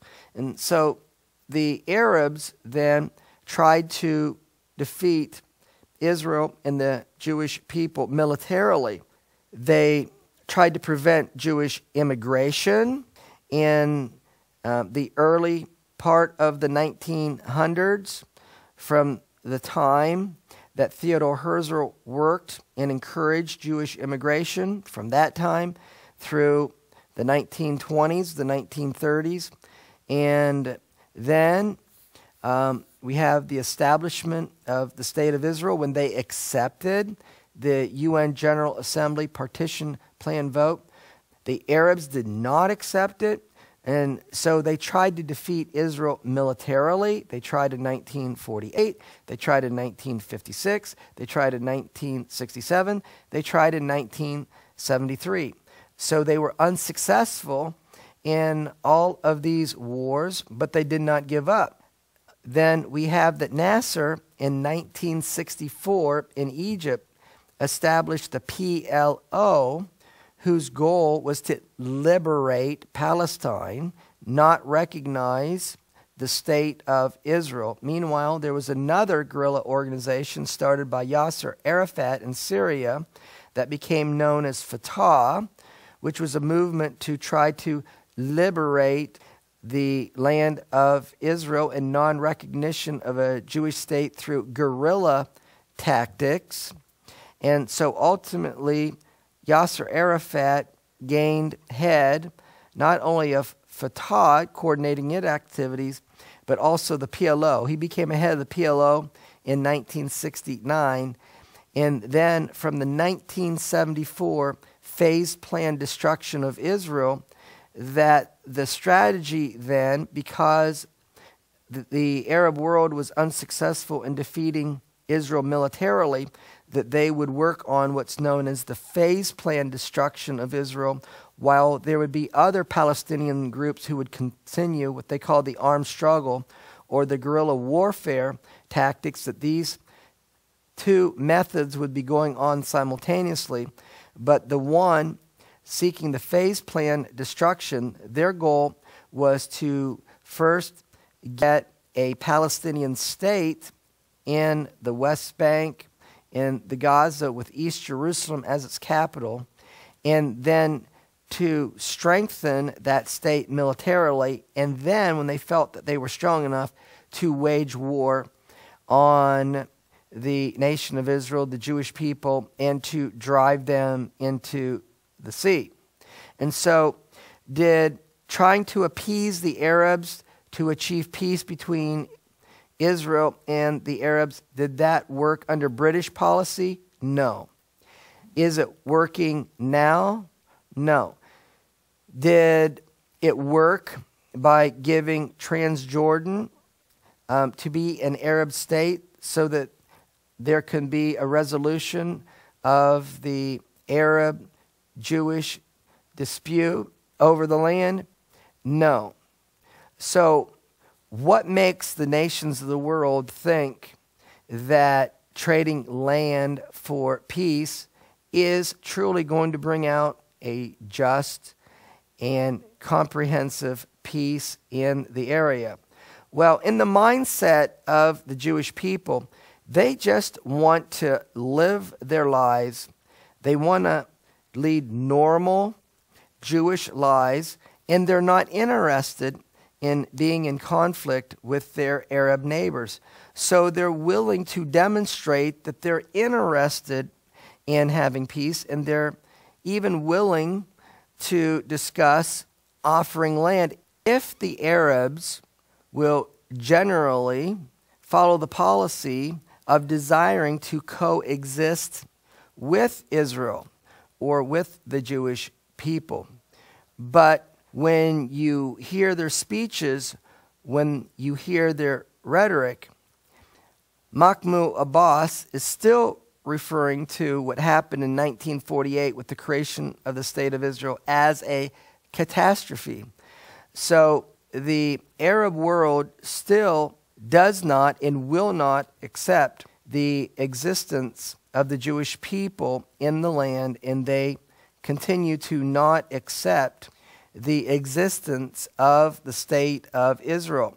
But what's driving this mindset among the Arabs? Ultimately, to them, it is a religious issue, because in the Islamic belief, once there are lands under Islamic control, they must always be Islamic lands under the umbrella of the Islamic religion.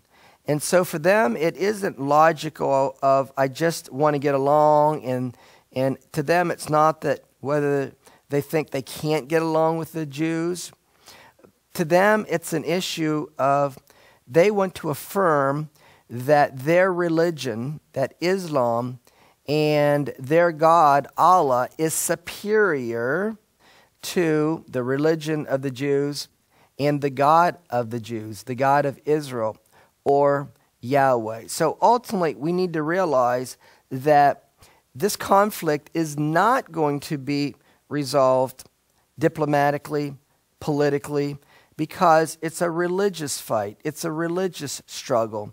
And actually, the fight and the issue goes back to the book of Genesis. It's actually a struggle over to whom does the birthright and the blessing of the birthright belong. And we see in the book of Genesis that Esau sold his birthright to Jacob.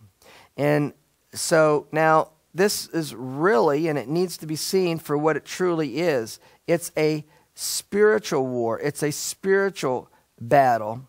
And it is the combined forces of Ishmael and Esau trying to affirm that they have the rights to the land. In essence, they are claiming the birthright and the blessing of the birthright. But the God of Israel, he made covenant with Abraham, Isaac, and Jacob. And as we showed you at the beginning of this teaching, in truth, it was Yeshua the Messiah, before he came in human form, that he's the one that made covenant with Abraham and affirmed it with Isaac and with Jacob. And ultimately, it's when Yeshua intervenes in the conflict, which the Bible says that he will. In Zechariah chapter 14, verse 1, it says, "The day of the Lord," and ultimately the nations will insist on the dividing of the land and the dividing of the city of Jerusalem, because it says Jerusalem will be divided. And then when you look at that verse, even though there's been a calling for the dividing of Jerusalem with the November 29th, 1947 General Assembly vote, in Zechariah 14 it talks about the dividing of Jerusalem that is associated with the tribulation period, that's associated with the day of the Lord. And then that will bring about the judgment of the nations. And then we're told in Joel chapter 3, verse 16, that the Lord will roar out of Zion. So because this is a religious dispute, it will be the God of Israel. It will be Yeshua the Messiah who will ultimately resolve this issue. And when the nation of Israel gets their backs to the wall in the form that they cry out to the God of Israel, when they cry out to the Messiah, that is when the Messiah is going to come to their aid, because this is a covenant issue.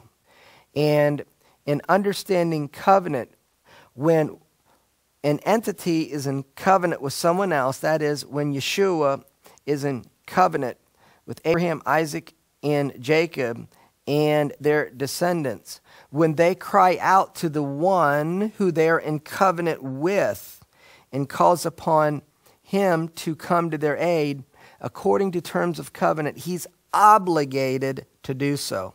And so when the nation of Israel cries out for the Messiah will fight for the Jewish people, and he will settle this issue regarding to whom does the land belong. So trading land for peace will not bring peace. It will accentuate the conflict, and it will only be solved by the Messiah when he establishes and he affirms to the entire world that when he made covenant with Abraham, Isaac, and Jacob, he will back that covenant and make sure that it is fully implemented and fully comes to pass. So, will ultimately the efforts of the nations, the policy of the nations to trade land for peace, bring peace? No, it will bring about the wars of the end of days, the wars of the tribulation period that will lead to the Jewish people crying out for the Messiah. The Messiah will come to their aid in their defense. And then once Yeshua sets his feet down on the Mount of Olives, Zechariah chapter 14, verse 4, then The Lord will be one, his name one. He will be king over all the earth. Zechariah chapter 14, verse 9. Then he will set up his messianic kingdom. Israel will be at the head of the nations. The nations will no more be ruling over them. And then we're going to have that through the government of the Messiah, that his Torah will be taught to all nations. Isaiah in chapter 2 and verse 3. So do the Palestinians really want peace? Well, if you look at the official logo of the Palestinian Liberation Organization, it shows all of what we call Israel today as being a part of what they refer to as Palestine. And so this conflict, continued conflict, and the desire and the effort to trade land for peace, this is the context of what is called Jacob's trouble in Jeremiah chapter 30, verses 6 and 7, where it says, "Ask ye now and see whether a man doth travail with child. Wherefore do I see every man with his hands on his loins as a woman travail, and all faces are turned into paleness? Alas, for that day is great, so that none is like it. It is even the time of Jacob's trouble." So this conflict regarding to whom does the land belong, this is what the Bible calls the controversy of Zion. In Isaiah chapter 34, verse 8, it is written, "For it is the day of the Lord's vengeance and the year of recompenses for the controversy of Zion." And so ultimately, when the nations try to divide the land of Israel and the city of Jerusalem through recognizing a Palestinian state based upon 1967 borders with East Jerusalem as its capital, this brings about the judgment of the nations in this conflict over the land, where there's wars associated with the Hevle HaMashiach, the birth pains of the Messiah, the tribulation period, or Jacob's trouble. This is what the tribulation period is all about. It's an end-time battle between the house of Esau and the house of Jacob over the birthright, the blessing, and who owns the land. So now, 1 Thessalonians chapter 5, verses 2 and 3. "For yourselves know perfectly that the day of the Lord comes as a thief in the night. For when they say peace and safety, or peace and security, then sudden destruction comes upon them as travails upon a woman with child, and they shall not escape." Now Jeremiah chapter 30, verse 7 says, "I will restore health unto you, and I will heal you of your wound." The wound is the exile for breaking the covenant at Mount Sinai. And so the restoring of health is the redemption. It's the end of the exile of the wound, which was breaking the covenant at Mount Sinai. And so when the God of Israel will be ending the exile and bring his people back to the land, Israel will be isolated, and Zion will be regarded as an outcast, because it says that the God of Israel is going to restore health to his people because they called you an outcast, saying, "This is Zion, which no man seeks after."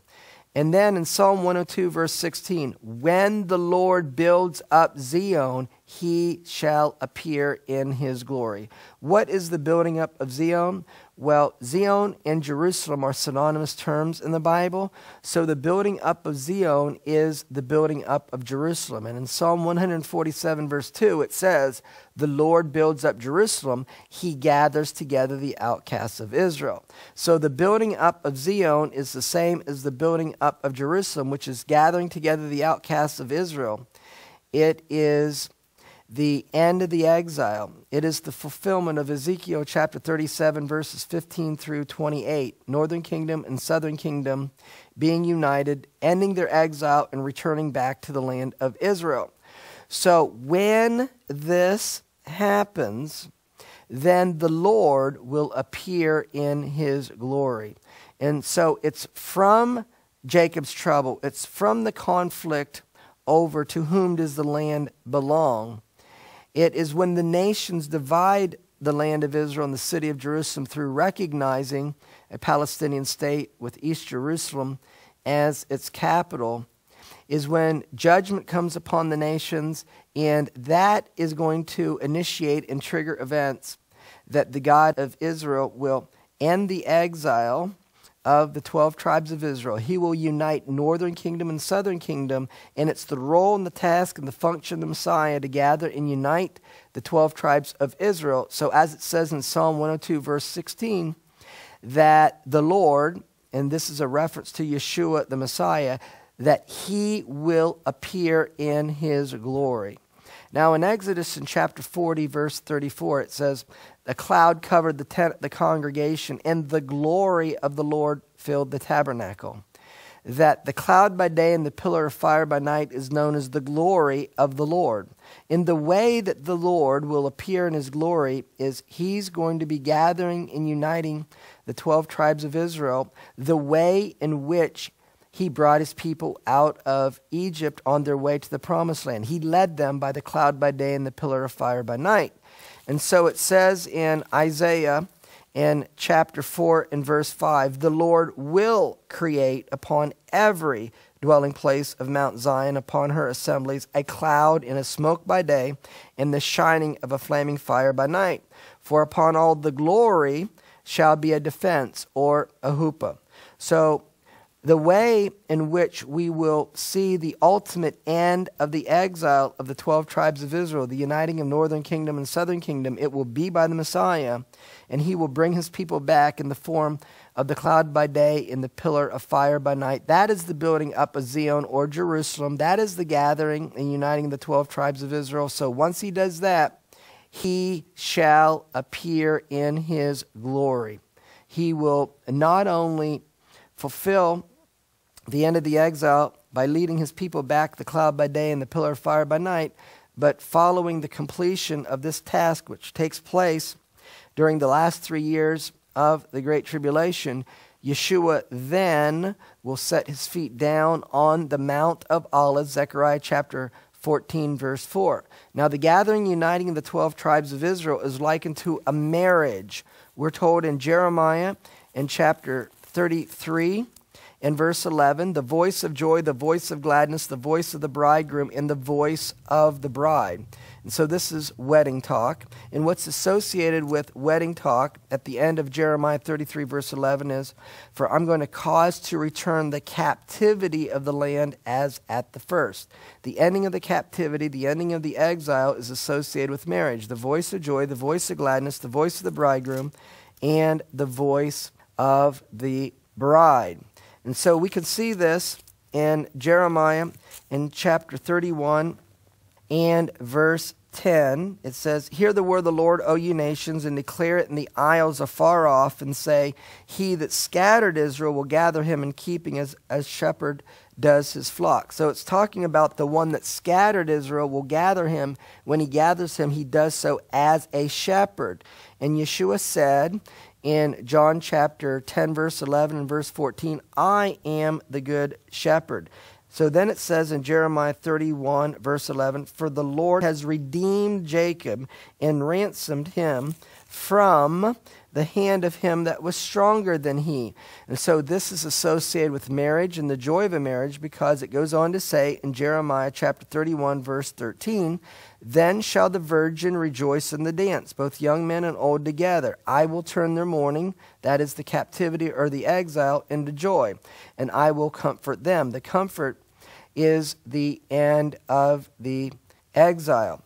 And so the Bible tells us that this is going to happen in a period of time known as the cloudy and dark day, which is a term for the day of the Lord, the end of days, the tribulation period.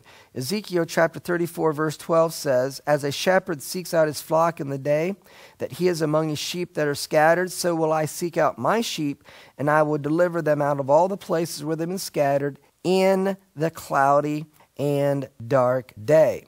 And so the cloudy and dark day is also a reference to the Great Tribulation period. And so the outcome of this conflict between the Jews and the Arabs regarding to whom does the land belong It's prophesied in Ezekiel chapter 36, verse 1, Son of man, prophesy against the mountains of Israel, and say, you mountains of Israel, hear the word of the Lord. Thus says the Lord God, because the enemy has said against you, aha, even the ancient high places are ours in possession. So the prophecy is to the mountains of Israel, which is the West Bank, or biblically Judea, Samaria, and this includes Jerusalem, because Jerusalem is surrounded by mountains, that the enemy would say, this belongs to us. And this is what's happening. The Arab world, with support of the Western world, the United States and Europe, is trying to affirm that in order to bring peace to the Middle East, you need to trade land for peace, and that the West Bank in East Jerusalem belongs to the Palestinians and should be for a Palestinian state. And so this is a battle over to whom does the land belong. It's a battle over the birthright that we're told about in Genesis in chapter 25, where there we're told that Esau sold his birthright. So in Genesis, in chapter 25, Esau sold his birthright to Jacob.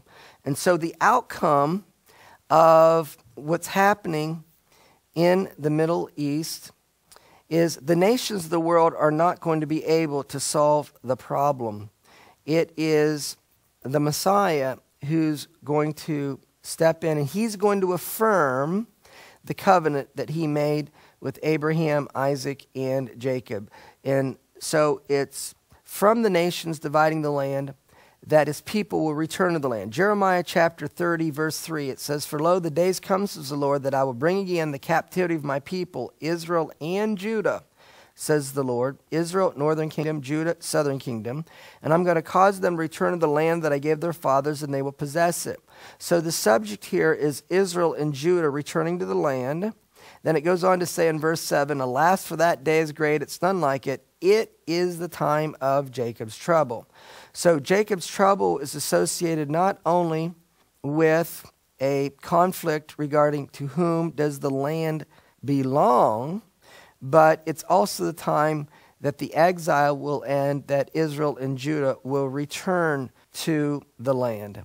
And so that's why we are told that regarding this issue, the God of Israel is sovereign over it. And in Psalm 121, verse 4, we're told, he that keeps Israel neither slumbers nor sleeps. And then in Psalm 122, verse 6, we are to pray for the peace of Jerusalem, and they will prosper that love thee. And so the outcome of this conflict is we will have the end of the exile, and Messiah will set his feet down on the Mount of Olives. He will set up his kingdom. Israel will be the head of all nations, and the nations will be taught the Torah. Isaiah in chapter 2 and verse 3. Now, remember always these words from 1 John chapter 2, verse 6. He who says he abides in him, he who says that he's a believer in Yeshua as the Messiah, ought himself to walk, that means to live our lives, even as he walked. And how did Yeshua walk? How did he live his life? He followed the Torah of his Father. Even so, he commanded those who believe upon him in John chapter 14, verse 15, if you love me, keep my commandments. Shalom in Yeshua the Messiah. Amen.